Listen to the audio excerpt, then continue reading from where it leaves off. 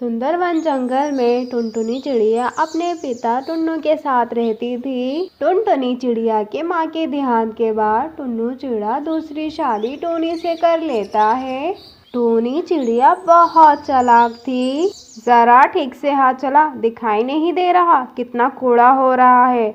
अपने बापू के सामने तो तेरी जबान बहुत कैंची की तरह चलती है और अब झाड़ू देते टाइम हाथ नहीं चल रहे। माँ, कल रोटी बनाते वक्त मेरे पैर जल गए थे, इसीलिए झाड़ू नहीं दे पा रही। तभी टुन्नू चिड़ा वहाँ आ जाता है। क्या बात हो रही है दोनों माँ बेटियों में? अरे मैं टुनटुनी से बोल रही थी कि अगर तेरा पैर जल गया था तो मुझसे क्यों नहीं बोला, मैं दवाई लगा देती।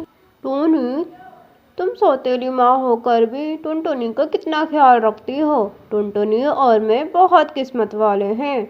अच्छा, अब मैं चलता हूँ, मुझे 2 दिन के लिए दूसरे जंगल जाना है, एक बहुत ज़रूरी काम है। ठीक है, अब मैं चलता हूँ। टुन्नू दूसरे जंगल चला जाता है और शाम के वक्त टोनी चिड़िया से अनजान कौवा मिलने आता है। बंटी, तुम्हें नहीं पता मेरा पति बहुत बेवकूफ़ है। मेरे एक बार बोलने से ही वो अपना घोंसला मेरे नाम कर देगा। उसके बाद हम दोनों मिलकर उन दोनों माँ बेटी को जान से मारकर फेंक देंगे और पूरे घोंसले पर राज करेंगे। और मेरी प्यारी टोनी, तूने अच्छा मुर्गा फंसाया है शादी करके। टुनटुनी चिड़िया उन दोनों की सारी बातें सुन लेती है। तुम बहुत बुरी माँ हो। मैं पिताजी को तुम दोनों की सच्चाई बता दूंगी। और टुनटुनी, इसने तो सब सुन लिया, ये हमारा प्लान चौपट कर देगी। ये जिंदा रहेगी तब ना। एक काम करते हैं, इसको यहाँ बेहोश कर देते हैं और इसे जंगल ले जाकर मार देंगे और कोई समझेगा इसको कोई जंगली जानवर खा गया और हम पर कोई शक भी नहीं करेगा। टोनी चिड़िया टुनटुनी को बेहोश कर देती है और उसे दूसरे जंगल ले जाकर एक पेड़ से बांध देती है और वहाँ से अपने जंगल को चली जाती है। थोड़ी देर बाद टुनटुनी चिड़िया को होश आ जाता है और वो घना जंगल देख के बहुत ज्यादा डर जाती है और रोने लगती है। बापू, आप मुझे छोड़कर कहाँ चले गए? ये माँ बहुत गंदी है, मुझे यहाँ अकेला छोड़ दिया। बापू, आप जल्दी आ जाओ। टुनटुनी चिड़िया रोते रोते भूखी ही सो जाती है और थोड़ी देर बाद रात हो गई थी।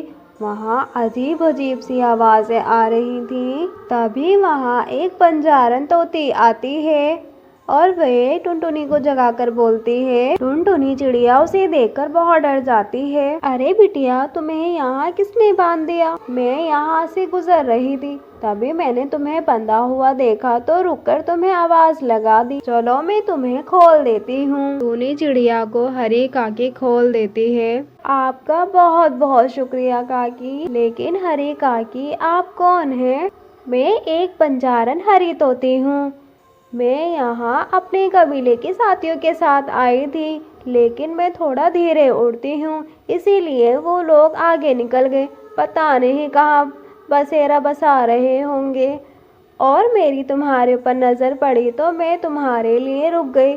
अब पता नहीं मेरे साथी कहाँ होंगे। लेकिन बिटिया, तुम्हें यहाँ किसने बांधा? टुनटुनी चिड़िया हरी काकी को अपना दुखड़ा बताती है और उसकी आप बीती सुनकर हरी काकी भी रोने लगती है। बातें करते करते सुबह हो जाती है। बिटिया, सुबह हो गई, हमें यहाँ जंगल में रहने के लिए अपने घोंसले के लिए बंदोबस्त करना होगा, नहीं तो यहाँ जंगली जानवर हमें खा जाएंगे। लेकिन काकी, हम इस जंगल में घोंसला कहाँ से बनाएंगे? बिटिया, इस जंगल की मिट्टी को इकट्ठा करके ही हम इस मिट्टी से ही अपना घर बनाएंगे। पर हरी काकी, मिट्टी का घर कैसे बनता है? बिटिया, मुझे मिट्टी का घर बनाना आता है। पहले हमें नदी के पास से मिट्टी इकट्ठा करनी होगी, ठीक है काकी, मैं भी आपकी मदद करूंगी मिट्टी का घर बनाने में। हरी काकी और टुनटुनी चिड़िया मिलकर एक मिट्टी का घर पेड़ पर तैयार कर लेती हैं। और हरी काकी के पास कोई रहने के लिए घर नहीं था, तो वे दोनों साथ में ही रहने लगते हैं और जंगल से अपने लिए भोजन भी साथ में लाया करते थे और खुशी खुशी रहने लगती हैं। प्यारे दोस्तों, आपको कहानी कैसी लगी हमें कमेंट करके ज़रूर बताइएगा। और हाँ दोस्तों, अगर आप इस चैनल पर नए हैं तो चैनल को सब्सक्राइब और वीडियो को लाइक ज़रूर कीजिएगा और अपने प्यारे दोस्तों के साथ शेयर करना ना भूलिएगा।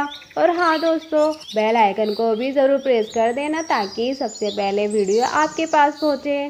धन्यवाद दोस्तों।